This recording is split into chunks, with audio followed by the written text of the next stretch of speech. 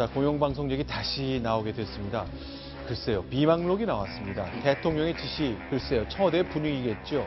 KBS 이사들 성향 확인이 필요하다 그랬습니다. 도대체 어떤 맥락으로 이런 얘기가 나왔는지 오늘 언론노조가 기자회견을 가졌습니다. 손수 변호사님. 네. 저 장면이죠? 그렇습니다. 오늘 이제 오셨는데요. 서울에 있는 KBS 연구동에서 전국 언론노동조합 KBS 본부가 기자회견을 열었습니다. 기자회견을 열면서 이제 자료를 공개했는데요. 이 자료가 뭐냐면 이제 세상을 떠난 그 김영한 전 청와대 민정수석이 작성한 그런 비망록이 있는데 그 중에 일부를 공개했습니다. 그 내용 자체가 일단 총 17차례에 기록한 그런 내용들이었는데요. 네. 그 내용을 확인하면 굉장히 좀 여러 가지 중요한 내용들을 확인할 수 있습니다. 민정수석 비서관이 쓴 겁니다. 이런 게 있군요. KBS 이사, 우파 이사, 성향 확인 필요하다. KBS 이사의 이념적인 성향을 확인해야 된다. 글쎄요, 이거 그동안 뭐 대체로 우리가 알고 있는 것도 있고 그럴 거라고 추정하는 것도 있습니다만 이렇게까지 청와대 내에서 공영방송의 이사의 성향, 정치적 성향 파악하고 그런가요? 뭐 부끄러운 고백을 해야 되는 상황일 수도 있는데 네. 과거에 더러 네. 뭐 KBS나 MBC 그 사장을 선임하는데 그 청와대가 그 좀 가깝거나 뭐 이런 분들이 됐으면 하는 바람에서 네. 더러 그 뭐 부탁을 하기도 하고 그 상황을 체크를 하기도 하는데 네. 사실은 저렇게처럼 뭐 각각 이사의 성향을 파악하고 그에 대한 대책을 논하고 하는 정도까지는 아니었습니다. 네. 그리고 이렇게 좀 문건까지 나오는 상황까지 왔는데 글쎄요 뭐 부탁이 어느 선인지 그 다음에 통제 내지는 이런 게 어느 선인지는 불분명합니다만은 이제는 좀 없어져야 될 뭐 그런 상황 아닌가 싶습니다.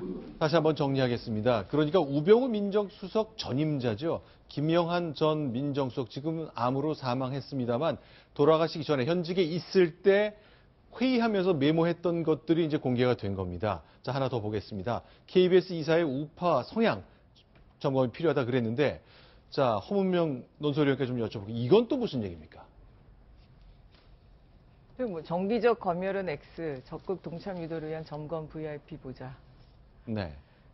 김영한 전 민정수석 비망록에서 드러난 언론 통제는 사실은 KBS뿐만 아니고 그저께부터 뉴스가 나오기 시작했는데 이제 일부 뭐 종편이라든지 또 뭐 신문사라든지 여기 아주 구체적으로 김기춘 전 비서실장이 개입돼서 언론 통제를 했다는 보도들이 잇따르고 있는데요. 네. 저는 저 뒤에 김기춘 비서실장의 지시가 있지 않았을까 이런 느낌이 듭니다, 지금. 자, 지금 이제 예전 청와대 모습이고요. 저 맨 뒤에 액자 바로 밑에 파란 넥타이를 한 분, 저분이 돌아간 고 김영한 전 민정수석입니다. 그런데 여기 보니까요. 정기적 검열은 X 이 말로 보아 모든 걸 정기적으로 검열할 필요는 없다. 마치 공영방송의 뉴스에 대한 얘기 같거든요. 그러니까 간헐적으로는 할 수 있다. 뭐 그걸로 해석할 수 있겠군요.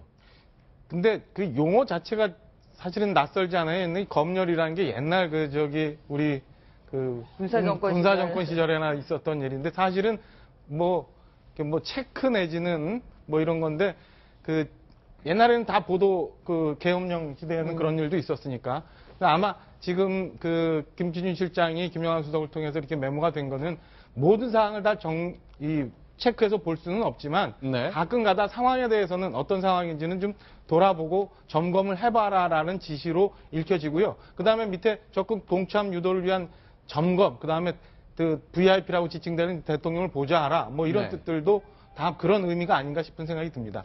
자, KBS는 매번 사장이 임명될 때마다 진통을 겪어왔습니다. 지금 보시는 영상도요. 자, 새로운 사장이 임명되면 다 출근 저지 운동하고 투쟁하고 저런 시위를 KBS 노동조합원들이 해왔었거든요. 과거에 보면 사장들 출근 저지하면서 차를 때려 부시는 모습도 많이 봤거든요. 자, 그러나 얘기를 해보겠습니다. 이정현 당대표 이제 청와대 홍보수석 시절에 세월호 문제 관련해서 KBS 보도에 개입했다는 논란이 있었잖아요. 바로 이런 장면들이 이런 비망록의 연장으로 볼 수도 있을 것 같습니다. 그 일부를 저희가 발췌해봤습니다. 소개합니다.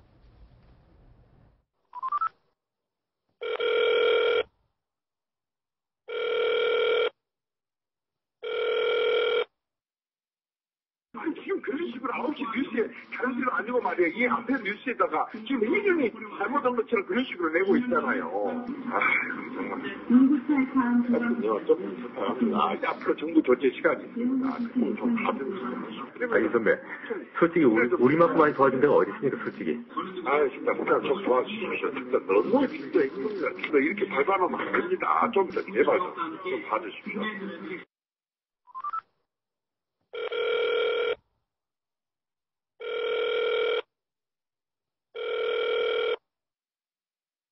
나 하나만 살려주시오. 진짜 이거 미치겠네. 어찌요? 오늘 저녁 뉴스 내일 아침까지 나가요? 일단은 9까지 나가죠, 뉴스와 양보자. 좀 바꾸면 안 될까? 아예 그냥 다른 걸로 대체를 좀 해주든지 아니면 한다면은 말만 바꾸면 되니까. 그래서 조직이란 게 그게는 안 됩니다. 내 힘으로 할 수 있는 데까지 내가 지금 해볼게요, 내가. 자, 그 통화했던 시점, 이미 다 알려진 내용입니다만, 2014년 4월 말입니다. 세월호 참사가 발생한 지 한 일주일, 한 열흘, 보름쯤 뒤의 상황인데, 어쨌건 협조 요청이라면서 의견을 쭉 조율하는 것, 박정호 대변인께 또 여쭤볼게요. 네. 그때 이제 여당에서 했던 얘기가, 솔직히 말하자, 역대 홍보수석, 왼쪽이건 오른쪽이건 어느 청와에 대해서건 이런 통화 안 한 사람이 어딨냐. KBS가 듣고 말고 알아서 판단하면 되는 거다, 그렇게 설명해 왔거든요. 아까도 말씀드렸지만 네. 저도 했습니다. 사실은. 네. 저도 했는데 문제는 뭐냐면 기왕에 나온 보도에 대해서 다음 보도할 때 어떻게 좀 이런 표현이나 좀 했으면 해줬으면 하는 부탁 정도지 그게 통제로까지 해석을 할 수 있는 건지에 대해서는 잘 모르겠어요. 그러나 그게 받아들이는 사람이 이게 네. 나한테 강압적으로 했느냐 아니면 그냥 넘어갈 수 있는 문제냐라고 인식하는 부분이 중요할 텐데 아마 김시곤 보도국장은 그 부분에 대해서 굉장히 불편하게 생각을 했던 것 같습니다. 지금은 사실은 이렇게 서로 간에 없어져야 될 문화 아닌가 싶은 생각이 들고요. 언론 중립에 대해서는 보장을 해줘야죠.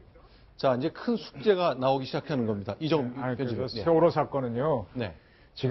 지금 청와대도 마찬가지인데 위기가 벌어졌을 때 위기 관리를 못하다 보니까 언론을 어떻게 해서 좀 해보려고 허둥대는 모습이 노출되는 거거든요. 네. 저 시점에서 그때 왜 유민 아빠라고 하는 분이 네. 대통령이 세월호 현장 갔을 때 강하게 나중에 화면이 공개됐지만 네. 좀 이렇게 험한 말도 하는 장면들이 있었지 않습니까? 그랬죠. 대통령이 그냥 꼼짝을 못하는 상황이었잖아요. 그다음에 저 세월호가 저렇게 골든타임이 길었는데 저거 구하지도 못하고 우왕좌왕하고 그런 것들이 쭉 모여갖고 이제 비판이 가는데 위기 관리를 실패하고 나중에 언론의 협조를 구하려고 하니까 문제거든요. 지금도 네. 마찬가지고요. 그래서 지금 저 사건에서는 이 언론 통제로 지금 볼 수도 있겠지만 언론도 사실 어떻게 보면 정부가 제대로 하게 되면 관리를 잘할 수 있는 건데 그것도 네. 못한 거예요. 총체적인 지금 그 어떤 능력 부족을 보인 건데 저때 어떤 상황까지 벌어졌는가 하면 우리 국정원은 국내 문제에 개입하지 말라고 현 정부가 그랬지 않습니까? 네. 하다 하는데 국정원부가 하라니까 국정원 우리 못한다. 못하니까 이제 당황해갖고 어디 해봐라 헤맨 사건들이거든요. 그래서 네. 언론에도 막 도움 청하려고 게 오바가 되고 하는 건데 제발 지금 저런 사건, 그다음에 지금 사건 겪으면서 우리 권력을 잡아서 정치를 하겠다는 분들은 위기 관리하는 공부를 좀 많이 했으면 좋겠습니다.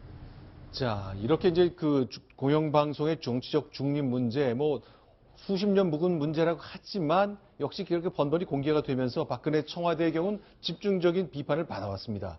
올 여름 국회에서도 비슷한 질문이 이어졌고요. 자, 이원종 당시 청와대 비서실장은 이렇게 설명했지만 지금 돌이켜보니 굉장히 허망한 답변이 돼버렸습니다. 들어보겠습니다. 지금 우리나라 언론이 어디 통제 가능하다고 보십니까? 사고가 났을 때 대한민국 국민 중에서 가장 어깨가 무겁고 가장 마음이 아팠던 분이 누구시겠습니까? 바로 대통령이라고 저는 생각을 합니다. 그런 분을 지금 그렇게 말씀하시면 대통령 모시고 있는 비서실장으로서 동의할 수가 없습니다. 청와대가 개입했다, 지시했다 하는 얘기, 이런 것은 완전히 사실과 다릅니다. 자, 이제 야권을 중심으로 먼저 얘기되는 것이 MBC 사장 정하는 절차, KBS 사장을 정하는 절차, 이제 좀 바꿔야 되겠다는 목소리가 높아집니다. KBS 이사회, 글쎄요, 결국 정치권의 몫입니다. 국회가 제 역할을 해야 됩니다. 큰 숙제를 안게 됐습니다. 다음.